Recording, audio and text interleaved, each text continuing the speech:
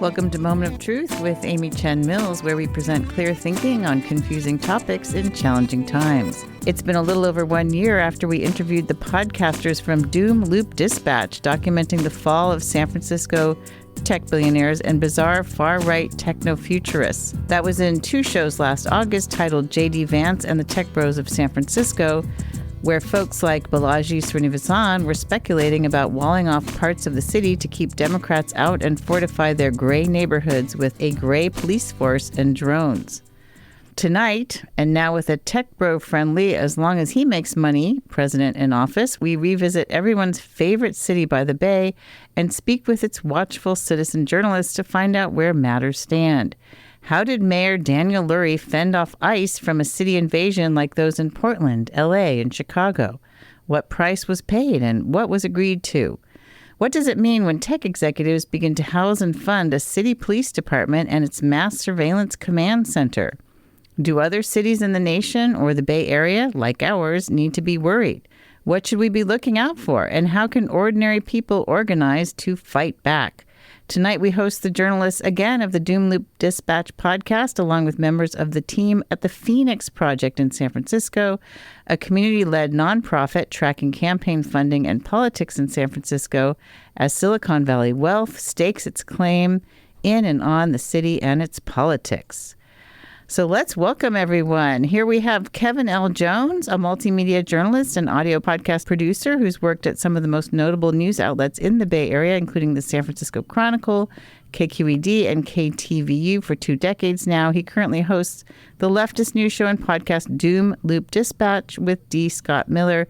Hi, Kevin Jones. Hey there, Amy. How's it going? Long time no talk. I know. It's great to hear your voice again. Totally. Yeah, and D. Scott Miller is also with us, the former managing editor of the East Bay Express, former associate editor of Oakland Magazine and Alameda Magazine, columnist in residence at San Francisco Museum of Modern Art, Open Space Advisory Board member of Nocturne's Journal of Literary Arts, and contributor to several newspapers, websites, and magazines. Miller is founder of the Afro-Surreal Arts Movement through his publication of the Afro-Surreal Manifesto in the San Francisco Bay Guardian from May 20th, 2009. Welcome, D. Scott. Hey, thanks for having me. Yeah, it's great to hear your voice as well. Yeah, long time no talk to, like Kevin said. Yeah, I know, right? Yeah, well, it's been a little over a year, so it's really good to revisit this topic, I think, now that Trump has been elected and we have this new mayor. We also have Keen Chukwunetta on the board of the Phoenix Project. Keen is a seasoned political strategist and organizer, currently as senior campaign coordinator at Jobs with Justice SF, and has deep commitment to labor rights and political advocacy, from directing field operations for congressional campaigns to spearheading voter engagement initiatives. Keen's expertise has been pivotal in shaping progressive campaigns and policies across California. Welcome, Keen. Thank you, Amy. Nice to meet you. Yeah, nice to meet you too, over the airwaves. And Jeremy Mack is the executive director of the Phoenix Project. Mack is a dedicated advocate for transformative public policy with a master's from the University of San Francisco and a dual major from Bates College, specializing in restorative justice and ethical urban development. His work spans policy research, community organizing, and impactful academic work on the Better Neighborhoods, Same Neighbors Initiative in East Oakland. Welcome, Jeremy. Hi, Amy. Glad to be here. I'm so pleased to have all of you on the show together. You are a wealth of information, knowledge, a deep history, I think, of being in San Francisco. And also some of you are in the East Bay. I know that D. Scott's in the East Bay, but also lived in San Francisco. And the last time we met, we were talking about, how San Francisco was becoming this sort of spawning field for far-right tech oligarch fantasies from, Peter Thiel, who has a kind of a foothold there, Mark Andreessen, Sam Altman, Elon Musk. I think Twitter has moved its offices, or X has moved its offices out of San Francisco now.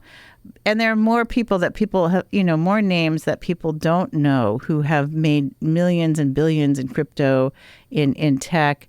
And now they have a mayor who is also I think a millionaire or a billionaire. And what I want to do is ask someone, actually, I'm going to ask the Phoenix Project folks to lay out the contours of the what shifted in terms of the money. I mean, there's always been money in politics, right? But we're seeing infusions of huge amounts of capital, and what that has looked like for San Francisco. If you want to include some other cities in the Bay, that would also be fine. Keen, I'm wondering if you can speak to this from the Phoenix Project perspective of really tracking the funding that's coming into PACs and to candidates. Yeah, I'm happy to start us off, but I know Jeremy's the expert. I think the best way to describe it is that there was like a centralization of funding coming from a couple of different sectors in the economy. It's a mix of like real estate money, tech money, and other folks who have like pretty clear political objectives kind of around following 2019, 2020. And what that centralization of funds led to kind of alongside an effort from like local and even national media was just really an assault on a lot of progressive power that had been built up in the city, which led to the subsequent pretty rapid erosion of that power and sort of the birth of the new sort of political reality that we're looking at in San Francisco. But I'll kick it over to Jeremy because he can really get into the details much better than I can. Okay, Jeremy, yeah, you're on. Yeah, happy to jump in. Just for point of reference, I mean, in this post-Citizens United reality here, from 2010 till today, you have essentially political action committees allowed to contribute unlimited amounts of money towards particular candidates. And places like San Francisco, where money's always been a big issue, as you mentioned, Amy, it's just taken off in the last 15 years. And so for reference, from 2020 until today, we've seen more money spent on supervisor and mayoral races in the last 5 years than all combined races for supervisors and mayors from 2000 to 2020. So in 5 years, they spent more than they spent in the previous 20 years before that. And that's really, it's an issue that's happening across the country as we're seeing elections just being racketed up each year, setting new records of more spending than the year before. And it doesn't seem like it's going to be coming down anytime soon. And unfortunately, when you're talking about money in politics, the folks who have the most money are the ones who gain the most or have the most to gain. So, the tech-billionaire folks, the corporate real estate folks, the Chamber of Commerces across the country, they're the ones that are able to spend the most outsized amount of money, 5 times, 10 times, 20 times their progressive opponents. Yeah, and there's this PAC. It's, I think, relatively new. I mean, we're not in San Francisco, but we are concerned because we're down here in Santa Cruz, and we have actually billionaires as well. We have a tech company here called Joby, which is flying taxis. So like flying helicopter taxis for wealthy people to get here and there. And also, of course, defense contractors, right? So that's concerning. And they have already been a part of our local politics. Let's talk to the folks from San Francisco and the East Bay. D. Scott, do you want to share what you're seeing in terms of impacts across the Bay and in Oakland? Okay, well, to me, I think that we're dealing with a really odd backlash in Oakland right now as far as the tech influence in our elections. They kind of lost during the election. We have a group called Empower Oakland, and Empower Oakland is actually funded by tech companies like Coinbase, right? And so they had an agenda, and they went through this Empower Oakland agenda. But what we didn't suspect is there were actually people who were working for, unfortunately, there were people who were working for just independently the Oakland Police Department. And so we have found ourselves in this place where the tech influence is actually going underneath. Like we're not really, we cannot directly, before we could associate what's going on Oakland with Gary Tan, or we could associate it with, but now we're in this place where we're talking about the people who are kind of covertly funded by these techs. Like I say, Empower Oakland is no longer really an issue for us as far as they're not going to have influence as an organization. That's not going to happen. I see. So Coinbase, but we have this other thing that's going on where there still is tech money like deeply involved in our conversation, but they're now disguising themselves as real estate developers, as like the big one right now is honestly philanthropist organizations. They're using their money, like tech money is now going towards philanthropist organizations, which is difficult to actually parse, right? You can't really parse that. And then where's that money going? Well, and that's the thing that's really interesting about what's going on in Oakland in particular, because I think that Barbara Lee, she's a stalwart. Like she's just there to kind of like keep the flood from actually because we're also dealing with ICE in Oakland right now, and we're dealing with CHP working with ICE. So there's things that just actually taking greater priority than these kind of like vanity projects. They actually call identity projects or aren't identity projects. It has nothing to do with identity, right? So what we're dealing with is we're dealing with landlords in tech, and they're trying to reinvent themselves and rebrand themselves as more like philanthropic, as more I would say like they are no longer threatening the harm, though the harm is still happening. Like we're still dealing with like a coal facility in West Oakland. We're still dealing with Phil Tagami, who broke the law years ago and shipped coal through Oakland, even when he said he promised he wasn't. But the real thing is underneath that is tech. But because we're also dealing with the fact that right now we have the National Guard at our naval facility in Alameda. And that just so happens to be the exact same site that a network state company wants to build on. It's happening simultaneously. Oh, interesting. So network state, for people who don't know, is the idea of, and I get this name wrong all the time in terms of how to pronounce it, but I say Balaji Srinivasan. I think it is Balaji Srinivasan. And the network state is and also Peter Thiel, right, is part of this idea of, and Peter Thiel funded J.D. Vance basically into the vice presidency. And Mark Andreessen too, and Andreessen Horowitz as well, yeah. Yep, and Thiel's the one who's been giving talks at the Commonwealth Club in San Francisco about the Antichrist coming and how we need to build a surveillance state to counter the Antichrist, I guess, and we're all wondering why he's not looking in the mirror. But so there's a network state. So a network state would be an area where tech industry folks want to actually create their own little nation. Correct. Is that right? I think that's right. Yeah. And Trump actually has another name for them. He calls them freedom cities. Right. That was on the agenda, the Trump agenda. Yeah. Same thing. But what's happening now is right now we have the National Guard, and they're occupying the exact same space that tech wants to occupy. And this is a very interesting thing about this whole story. The reason why they had to stop that naval base in Alameda, it's been defunct for years, is because of asbestos. Asbestos is like a lot of soldiers got sick and died because they were unaware of this asbestos deposit that's near the base. And that's why they closed the base in the first place, right? So basically what they're doing now is they've sent in troops to remove the asbestos, to make the base livable for the tech bros. And how do we know that?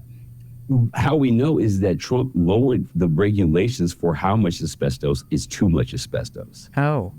He did that. He did that 2 months ago. So they're going to create a network state city full of asbestos. Well, no, but only enough asbestos as to be legal. And Trump actually lowered the regulation to say how much asbestos is too much asbestos. Right. Interesting. He did that. And so of course, I think it's also based on an assumption of anti-blackness. And that anti-blackness comes in the form of what you're trying to do is you're going to try to entice the black labor force to come and work at your data center, right? I think ultimately that's what Elon Musk's plan was for West Oakland until he got thwarted. I think that was his plan for he was going to have the coal facility and the data center right next to each other, and it was going to be this little coal miner town. So it was going to be a coal plant because these data centers need huge amounts of energy. They are reopening coal plants to fund AI and these data centers. I just have to, go ahead. Last thing, because I got to do a station break. Okay, last thing. But the thing is, though, is that the same thing is happening in Memphis. And operatives who are from Oakland, and they first started out in Oakland, those operatives are now moving to Tennessee. Black operatives are now moving to Tennessee to do the same thing they tried to do in Oakland. Wow. Yeah. And they're not using the, I guess, clean, in quotes, nuclear energy, but they're actually starting a natural gas power plant as well. Yeah, just with tremendous amounts of methane and really, really bad for global warming. We are talking to the citizen journalists and resident researchers, grassroots folks who have been trying to report on what is happening to San Francisco and to the Bay Area as a result of, sort of tech executives having these ideas, these designs on our communities and thinking in their kind of CEO mentality that they should be able to do the things that they want to do. Democracy be damned. And we may sound actually crazy to you, but if you go ahead, the network state is online. You can read it. It's a document that was put up by Srinivasan and I guess what I'm wondering is okay, so, people who listen who haven't done the research will often think that this all sounds nuts, right? And when you look at, D. Scott, you were talking about philanthropy. So Daniel Lurie is the perfect example of a sort of a philanthropist, right? He's very wealthy. He's the heir to the Levi Strauss fortune, one of the heirs. And he's a philanthropist who's been working on homelessness and this and that. And yet clearly he's also very close with some of these, he had, I think, Sam Altman on his transition team, right? Well, I mean, to me, it really does feel like a total rehash of the Gilded Age. Okay. When we're talking about Carnegie Mellon, the Rockefeller Center, you know what I mean? Mm-hmm. Like this whole idea of hiding your wealth inside of philanthropy is not new. Right. So, but what is new, however, is that the way they frame it is it's not charity anymore. It's something else. I don't know what that is yet. Mm-hmm. Right. But yeah, go ahead. Maybe it's public-private partnership.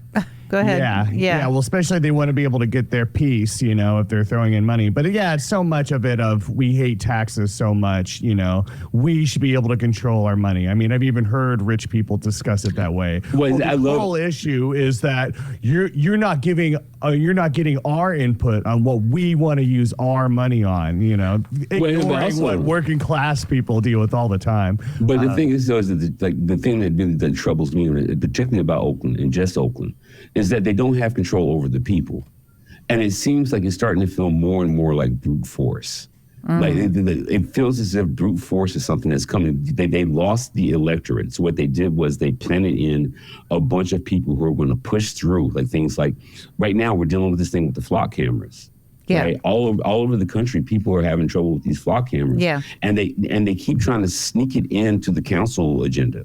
Right, they don't want community input at all. Mm-hmm. And the question is how do we allow the people who are affiliated with Coinbase and Flock to be able to make this decision in our city council? They snuck in, right? Well, and you have that in San Francisco too, where you now have like a big crypto billionaire basically housing the San Francisco Mass Surveillance Department in a complex that includes a Trump-owned building, 555 California. I mean, the surveillance center has a different address, but it's all part of like one complex, from what I understand. And he's funding them to the tune of $9.5 million. Yep. So this is direct. It's like this is bypassing democracy and saying we are just going to go ahead and put our money where we want it to be, rather than go through the democratic process of the voters are going to vote for how much money the police department gets. Speaking of police, I want to go to the Phoenix Project folks, and feel free to jump in if y'all, we can have a whole conversation here. It's fine. You don't have to wait for me, but Keen and Jeremy, when I was reading, I was doing some research, and Mayor Lurie is sort of acting like we have to save San Francisco. We're here to save San Francisco. And I was looking at the crime rates, which were going down in 2024. I mean, is there any truth to we need to save San Francisco? Jeremy, we'll start with you, and then we'll go to Keen. Yeah, it's a good question. with a bunch of different directions here. Okay. So I'll start off by saying that, like, if we're talking about like the RTIC, which is the center that Chris Larson invested in hugely, like you mentioned before, who's the guy, former chairperson of Ripple, co-founder of Ripple Labs, which is a cryptocurrency company. He's partnered with the police to do this mass surveillance public-private partnership, but has also turned around and started his own philanthropic organization, Greenlight Philanthropies, and so is getting he's at the same time that has his own mass surveillance interests, he's also investing in his own philanthropic arm as well and building influence in that way. Same thing being mirrored by Michael Moritz, who's he was one of the directors of Sequoia Capital, which is one of the largest Silicon Valley-based banks, and deeply involved with the rise of the tech industry in California. And he's now become not only a political mega donor himself, as well as Larson, both in San Francisco, but with Larson as well, also in Oakland, and with the network state city California Forever being planned out in Solano County. Right.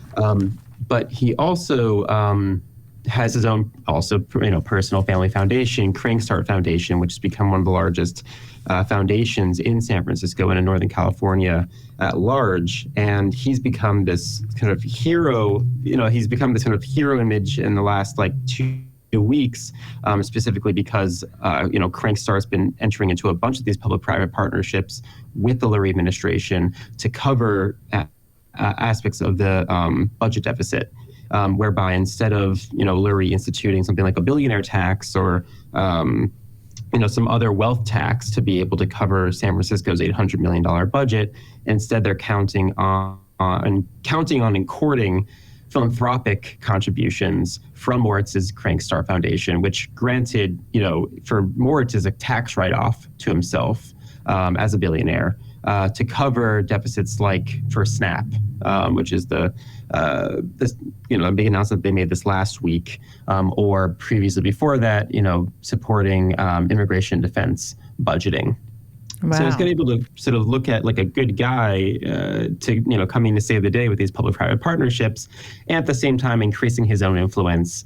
And this is all money that the city could be making sustainably instead through taxation, but rather is going the route of billionaire handouts, more or less, to their own personal foundations, and making themselves look good all the while, which I think really echoes in a lot of ways what D. Scott was mentioning in terms of kind of Gilded Age politics. But that's a little bit. I'd love to also pass it over to Keen. I know you have a lot of thoughts on this as well. Yeah, Keen. Yeah, I always have thoughts. Yeah. Your initial question, Amy, is did San Francisco need saving? And I would say that the answer is yes, but only if you were in the 1% in 2020, right? The spikes in crime that were occurring in the city during the pandemic were happening pretty much across the country. And I think what we're seeing, or what we saw, is that the wealthy and their supporters in think tanks like the Manhattan Institute, where you've got folks like Diane Yap and Chris Rufo talking about critical race theory, Black on Asian crime, these sort of things, work together with local and national media and local sort of political opportunists to create an environment that exaggerated crime and really played on a lot of the anxieties that people were feeling during the pandemic. Yeah, and Diane Yap was, just to remind everyone, was someone trying to recall some of the more progressive school board members like Allison Collins and so forth. So the black school board members. I'm so glad you brought that up. I don't mean to interrupt. You can please continue to talk, but thank you so much. For being aware. And she's a San Francisco-based person who didn't want to really integrate one of the better schools.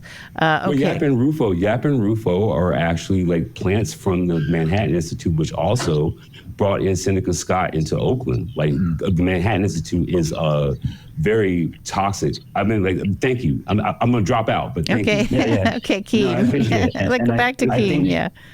The impact of that is, right, because of the way that we were talking about crime, And I want to specifically name Heather Knight at the Chronicle. There are other writers at the Chronicle, but I will always remember Heather Knight and the just constant, like every other day, it felt like articles about crime in the city, blaming the district attorney, Chesapeake Dean.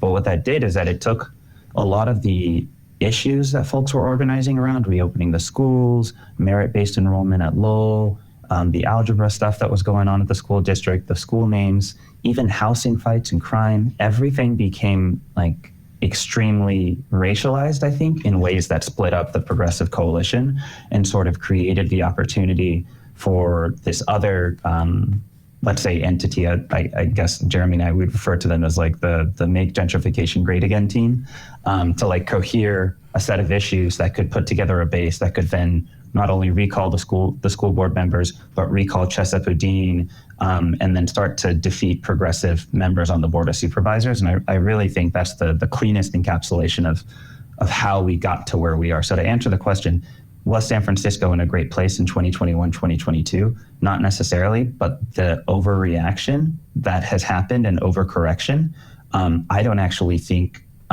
reflects what the ground reality was. It feels very much like a sort of a politicized overcorrection that has driven the electorate of the city further into the hands of the 1%. And we're just beginning to see, the ramifications of what that means with some of the fights going on around the city budget, where nonprofits are getting attacked every single budget, both under Breed and now even worse under Mayor Lurie, this upzoning fight. So I'll pause there before I get a little long in the tooth. And I just want to say, too, especially with the retail crime theft narrative that was going on and everything else, like there's even people trying to get through the media and say like, oh, hey, Adam Johnson wrote a lot of great columns kind of pointing out the hypocrisy and just the inaccuracies that were coming out in the media that no one was correcting. And yet still that narrative persisted because there was so much money and power behind it. Yeah, I mean, actually, and I was looking at the crime rates. Crime goes up when the economy's bad, and crime goes down when the economy is better. That's just something that I know doing my own work in community resilience. I worked in San Francisco quite a bit, also in the court schools. Crime in 2024, homicides, as according to police statistics, were down by 30% in 2024. This is before the advent of Mayor Lurie, and robberies were down by 21.8%. So speaking to the question of does San Francisco need saving? Maybe San Francisco was being saved, and we're talking about San Francisco politics because we have become a national hotspot here in the Bay Area because of Silicon Valley, which I just have to say is weirding out at the moment with some kind of Christo nationalist craziness where Peter Thiel's converting everyone to his own weirdo brand of Catholicism, where he's completely 100% focused on the Antichrist, not so much on Christ.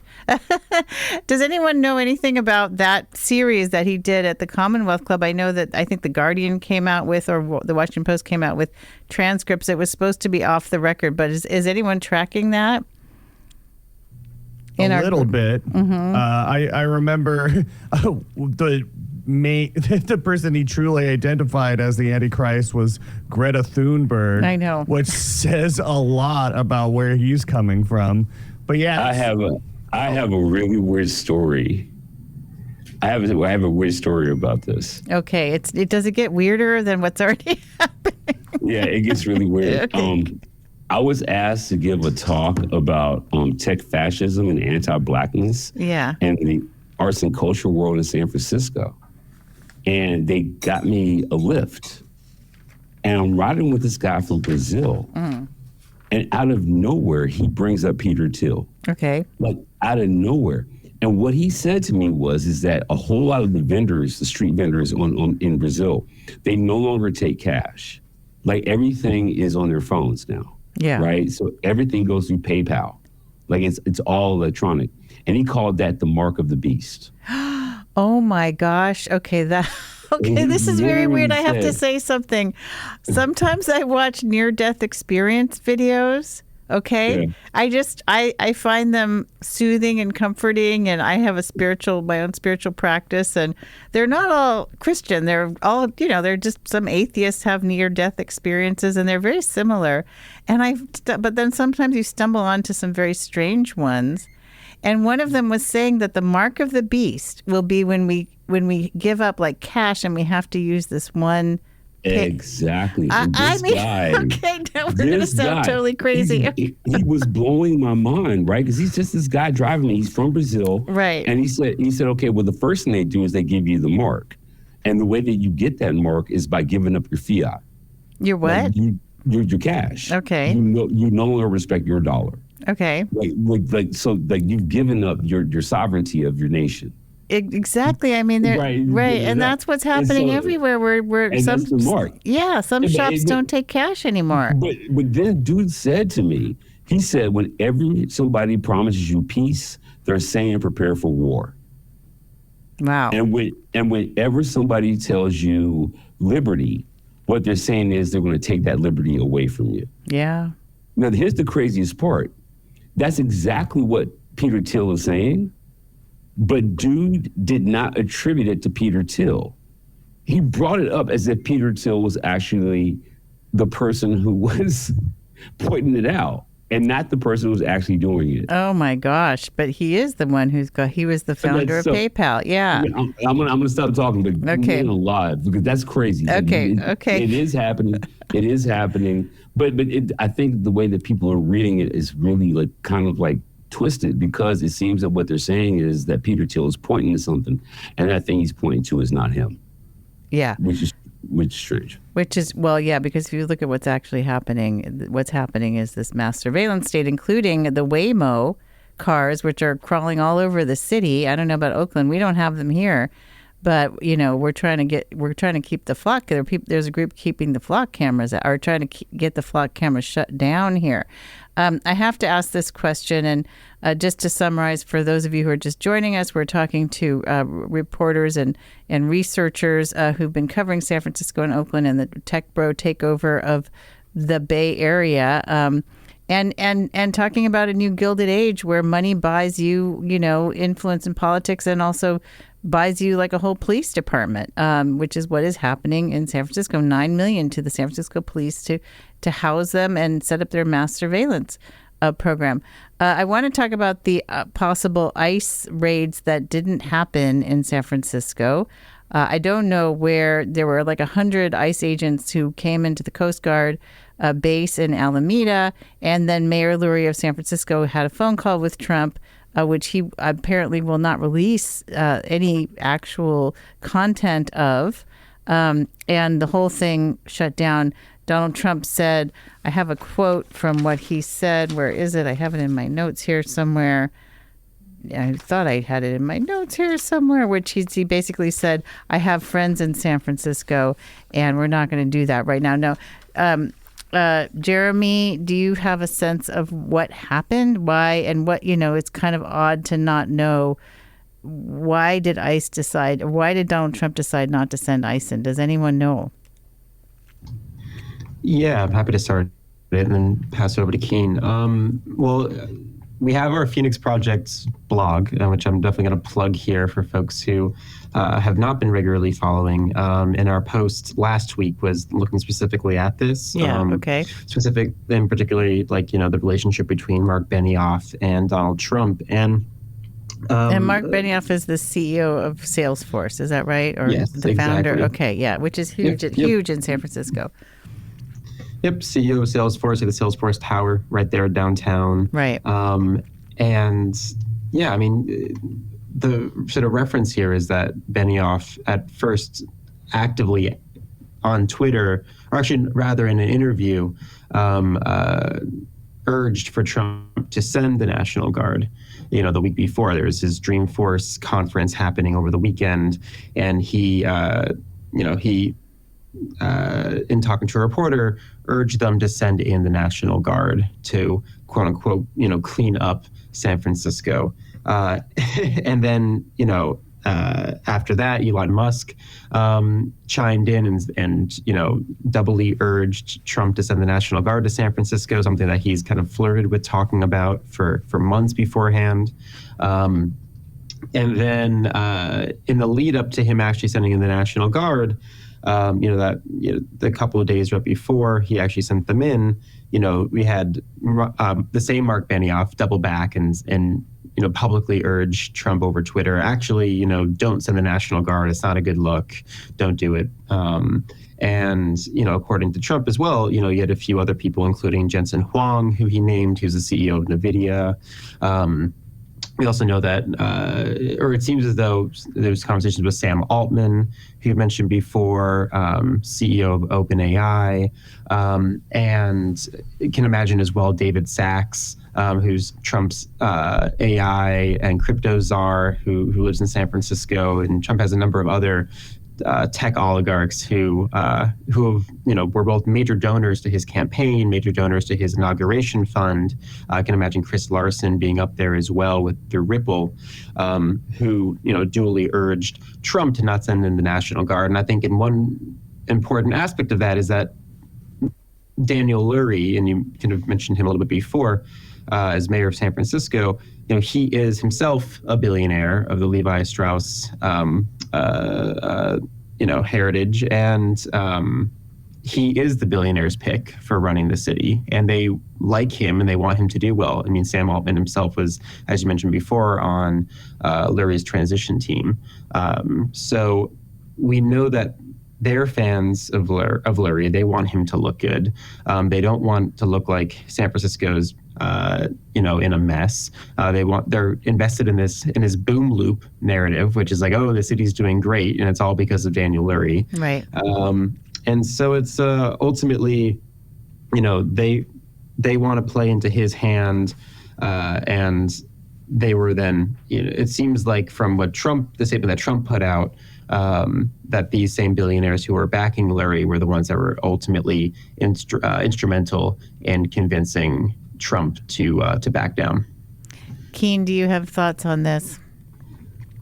Not many. I'll just co-sign everything that Jeremy said and really hammer in the point that Lurie is the billionaire's pick. In the mayoral election, you had Aaron Peskin, who was sort of a choice of the left. You had Mark Farrell, and then also you also had Lurie. And if you looked at Lurie's campaign contributions on the independent expenditure side, right, where people can just throw gobs of cash, the biggest donor was obviously his mom, Mimi Haas. But on the campaign side, and this is one thing that I've told to anybody who will listen to it, he took a bunch of money from venture capitalists, private equity, basically people who don't have a love of normal human beings and their quality of life. Right. So when I actually when I saw the decision that the president had decided to back off or whatever, I think a lot of people were obviously quite happy, and I counted myself among them. But I wasn't so quick to say that it was necessarily a victory or anything. If anything, what it feels in my gut is that it was more a reflection of those folks' class interest to kind of just keep things moving smoothly. But that's just my hypothesis. So I'll leave it there. Yeah. Okay. We are talking about San Francisco and what's happening in San Francisco with this infusion of tech, crypto, and real estate money, which has always been there. But, actually home prices have been shooting up with the anticipation of AI and I guess actual AI jobs. So AI does apparently create some jobs. And so home prices in the downtown area are shooting up. We have a panel of experts who are with the Phoenix Project. They have a blog, and we'll make sure to get that URL out and on the show notes. We have folks from Doom Loop Dispatch, the podcast, who've been reporters in the area for a long time. Okay, we have a caller, and let's get to that question. Caller, are you there? Hi, Amy. It's Mei Ling. Hi, Mei Ling. Hi. Yeah, loving the show. It's awesome. I wanted to ask everybody if they had any thoughts about the congressional race, coming up for the San Francisco area. Oh, the Pelosi race? Yeah, Pelosi. And Weiner. Weiner's going to run. Party. Yeah. And Soycott. Yeah. Mm-hmm. Yeah. Okay, thoughts? Anyone? Just go ahead and jump in. I'm not really excited about any of them. I'll just put it that way. Especially because, Weiner is, the darling of the Yimbys and Zionists. He is the one that pushed that terrible anti-Semitism bill. He's also the one that's pushed a lot of the awful Yimby-supported building legislation has come through that's basically removing all local control. So, you might have a nice, cute neighborhood. We're going to have a skyscraper forced right in the middle of it, under the guise of making housing more affordable. But really what it is speculation. I mean, and then with Soycott, he approves of the same things. He might be anti-Zionist, but he also donated a lot to support Dean Preston's opponent. Mm-hmm. Yeah. And Dean Preston Dean Preston was a very progressive supervisor, one of the most progressive supervisors. I mean, and so it was Bilal Mahmoud who won in that race. Yeah. The guy that lied about being a neuroscientist, even though, people tried to cover for him. It was a lie. And the worst part was that Dean Preston was actually the one making a difference in our housing issues, really pushing forward with affordable housing, as well as helping push through like Prop C, like the vacancy taxes and everything else. He was doing good, but not the kind of good that the techie fascists like. Yeah. Now, I do want to ask this question, and I'm going to ask it to, let's see, how about D. Scott? The question is, well, I'm going to push back a little bit. What's wrong with having, billionaires, put money into making the city a better place, building more housing for everybody. And, is Lurie really that, we had the spectacle of very right-wing extremists being involved in San Francisco politics. Lurie is, I guess, a centrist Democrat, or says that he is. I mean, are we just moving to the center, kind of? How bad could this actually be? So that's my question to you, D. Scott. And we actually, sounds like we have a caller, but why don't you answer that first? Okay. Well, I think that the first thing is we have to understand that the definitions have changed. And I don't think a lot of people have come to really fully embrace that the concept of Democrat and Republican, it was always malleable, because let's look at it like from the 1968 perspective. The civil rights movement actually happens. And then a bunch of Dixiecrats move over to the Republican side. They're called the Southern Strategy. It's called the Southern Strategy. Right. And it only happened like 55, 60 years ago. Right. So the Democrats haven't been able to be an oppositional party to this thing that pushed all the white racists right. Right. So what we're dealing with people who actually call themselves Democrats, but they call themselves Democrats in a very superficial way. And the thing is also true, honestly, with Republicans, because everything actually has gotten pushed to this thing where what's wrong is just because you call yourself a progressive and just because you call yourself a Democrat, are you doing democratic policies? Right. Are you actually doing the things that are actually supposed to be the new Democratic Party? And the new Democratic Party is anti-racist and anti-capitalist. You're not doing those things. Interesting. When the Republican Party changed and they became pro-capitalist, when they became pro-white, when they became pro-racist, right? Like you had to actually transform yourself to be oppositional, but you weren't. You were always trying to negotiate them back to the center. And all that did was just make them go further and further right. So when we're talking about Daniel Lurie as a Democrat, that's not true. I don't see anything about him that's actually a Democrat, right? Because Democrats are actually about infrastructure. They're not about charity. Democrats are about getting rid of antitrust. Democrats are antitrust. Right. Well, and yeah. You are, and you're supporting trust. Right. So we're supposed to forget the FDR Democrat to say these people who are doing absolutely Republican policies. Gotcha. Right. Yeah. And then disguising it as charity. I think that's disingenuous. I think that what we need to do is we need to actually look at our politicians as what are the policies you're enacting. And if your policies are enacting things that are against poor people or against the disabled, against the minority, like you are not enacting democratic policies. We could go on for a whole nother hour or two, I think. This is like a long form podcast, I think, is what this should end up being. But okay, so about the idea of is this really so bad? Does anyone else have a comment about that? How do you see this as being particularly bad for, I mean, we sort of mentioned it earlier in the show for democracy and for progressivism. Anyone else want to speak to that? I could jump in really quickly. Yeah. And I want to say in response to the previous caller's question, there was some reporting out of D.C. this morning that Nancy Pelosi won't run for re-election. That multiple members of Congress have said as much. So I just wanted to highlight that. Okay. But in terms of like how bad things are, it's funny. I mean, if you talk to most people now and ask them what democracy means, I don't think that you'll get a lot of positive answers. I'm not sure that most people would actually be able to say much about it beyond voting.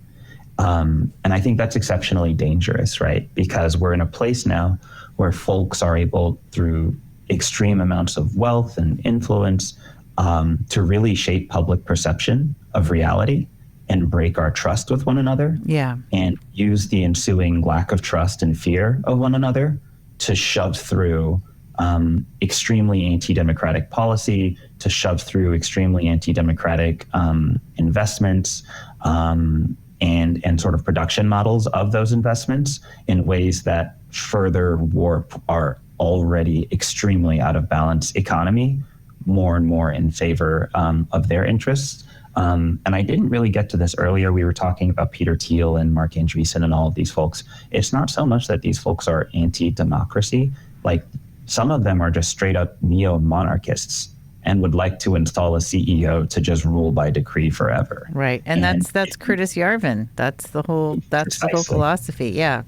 So if you love democracy, if you love the idea of like local control, of having relationships with people where you have to think critically and, operate from some sort of shared reality, then you need to be out fighting these people. Otherwise, we're going to be in for it for a really long time. And that's I want to get to that topic of how you guys have, or like how the Phoenix Project organized and what you see as effective organizing. Yes, I would also like to point out that I think the investors and everyone else want to be the new feudal lords. Yeah. I think that's why they're so involved with real estate. I think that's why they're so involved with trying to take over our transportation. Remember, they're cutting off transit in San Francisco, but allowing Waymo and Lyft and everything else to ride on Market Street. There's a lot where it seems like they're trying to set up the best possible situation in terms of passive income, where they get, it's kind of the end goal of Milton Friedman shareholder first or economics, of just like shareholders should get whatever they want. And that's kind of what we're seeing now, especially in terms of real estate. I honestly think that the biggest thing to watch, especially with tech fascism and their impact, is what they're doing with real estate. They're really the ones pushing for all the upzoning legislation, upzoning bills. What does that do? That removes local controls. Why do they want to do that? Because they want to exploit as much as they can of the land. And you get places like Vancouver, which have all these beautiful, skyscraper, full of empty condos because, they're being developed by equity funds. It's yeah. Okay, we have the caller back, so let's try to catch him. Hey, caller, you're on the air. Hey, this is Mailing. I just tried to call back. I'm just wondering, do people, and this isn't for anyone, are people reacting differently to your work now in 2020 versus 2024, whether nationally or in terms of San Francisco politics, because of what we're seeing right now with everything? Yeah, 2020 now in 2025 versus back in 2020 or so. Yeah, are you guys are you getting more responses? Yeah, I can definitely speak on that. It's definitely made our work a lot easier. Insofar as I think we launched as an organization, the Phoenix Project, in February of 2024. And when we launched, we were sort of making this case that we have a handful of tech billionaires that are collaborating with the longtime right wing of San Francisco, which is corporate real estate, and the Chamber of Commerce, to collectively, quadruple the funding behind right-wing, pro-corporate candidates in the city, and sort of flooding the field with cash. And when we first started making this case, people were like, "Oh, this sounds like a conspiracy." You know what I mean? There's a handful of corporate elite people who are, especially like starting fake grassroots organizations in order to convince the public that that pro-corporate policies are the best way forward for the city, and pro-carceral policies are the best way forward for the city after progressive wins, for the previous 5 years before 2020. Yeah. So we started, people were like, this sounds like a conspiracy. And then things kind of shifted after the March election, where people were like, okay, well, and we started getting our research out, and people said, well, okay, like maybe this is happening, but why should we care? What if they're good billionaires? Right. And that shifted all the way, that was kind of the dominant narrative up until, through the November election, where then all of a sudden after Trump gets elected, you have those pictures of the C-suite of tech oligarchs lined up behind him at the inauguration. Yeah. All of a sudden, people were like, "Oh, I guess this whole tech billionaire oligarch control of our democracy is a bad thing." And what can we do about it? Right. And I think that's now what we had then coming into 2025. Okay, this is great. Saying, what do we do? Yeah, what do we do? So let's go to Keen in like 1 minute, Keen. I'm sorry, because we're getting too close to the top of the hour. Can you say what you think the most effective tactics are now, what you're seeing at the Phoenix Project or elsewhere in your work? Yeah, I mean, it's easy to say the word, but so I'll try and define it. You've got to organize. And I don't want to sit here and say that you shouldn't be involved in electoral stuff or anything. I actually think elections are really an important part of the strategy, but it's not enough. It's the first step. You've got to bring people together to talk, start to make sense of the world together, learn to debate and disagree with one another, like in a principled way, and build relationships within boundaries, right? We don't cross certain lines about devaluing each other or using the state against each other in certain ways. And I think the simplest way to really focus on it is just by building relationships locally and focus on continuing to build those relationships and build skills to kind of fix problems in your community at the local level on your own. So yeah, that's what I'd say. Okay, and D. Scott, I'm going to give you the last word here. Do you have thoughts about effective organizing in Oakland? I know there's been organizing against the flock cameras. Yeah. I think that, right now what I'm working on is I'm trying to build a network of people who can connect with people who have mutual aid. I think that's the most important thing that's happening all over the country. And I think that what you have to do is you have to find that local issue, that local problem. And then if you're going to be a functioning media source, you must make it so that people can check in with you and understand, like on a weekly basis, or even like at first weekly, but then daily basis, that they can rely on you for the information they need in order to survive. And I think that's something that's actually been lost in our media sphere. Like this whole thing started so we could actually communicate with each other in order to have mutual aid, in order to take care of each other. And so like basically what I think is, I'm not saying we should defocus from the things that are actually pressing down on us, but I also think it's important to actually do what's in front of us too. Yeah, and support each other, Yeah, right now, that's the most important thing. Like when we can actually look around in our own personal community and be like, you got me, I got you, do we have each other? Yeah. Right? Yeah. So people call that organizing. But the truth of the matter is that you can't have mobilization without organization, and you can't have organization without mobilization. I'm actually paraphrasing Kwame Ture here. Okay. Right? but you can't have one without the other. Okay. And the first thing you have to do is communicate with your neighbor. And so all these other things are things that are trying to distract us from Communicating with our neighbors. Yeah. Okay. I gotta get. I'm sorry. Yeah. Thank you. Thank you so much. That was great. Thank you all so much for joining me. I think we're gonna have to do another part 2 like we did last time. Thank you so much. And just we want to get the blog site for Phoenix Project, and then don't forget to check out the Doom Loop Dispatch podcast on all your podcast sites. But how do you find the Phoenix Project blog site?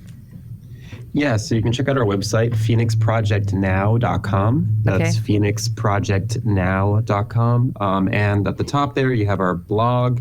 You can click the link for that. And our blog's called the Phoenix Review. We publish weekly. We also have a newsletter that goes out weekly as well that has information about our blog, social media that sort of highlights the information coming out from our blog series. And I'll also plug as well, we have a series of reports. The Doom Loop report is our most recent report that just came out this last week. So definitely urge you to enter your email and download that report. Thank you. Thank you guys so much for joining me. Thank you for listening to Moment of Truth. If you appreciated the program, join us every first and third Monday at 6 p.m. for our live broadcast, and then pick up our podcast at Apple, Spotify, and at YouTube under the KSQD YouTube channel. Make sure you like, rate, and share and subscribe. That really helps our content, which we think is very important, get out into the world. Thanks to our entire team, Nyanko Nyasu, Mei-Ling Obinata, Todd Zimmerman, Joy Schindeldecker. Theme song by Zimmerman of Nativerse Studios, logo by Kathy Krizik, and thanks to the entire KSQD team on the California Central Coast. And just remember, go out and vote. If we don't use our democracy, we lose our democracy.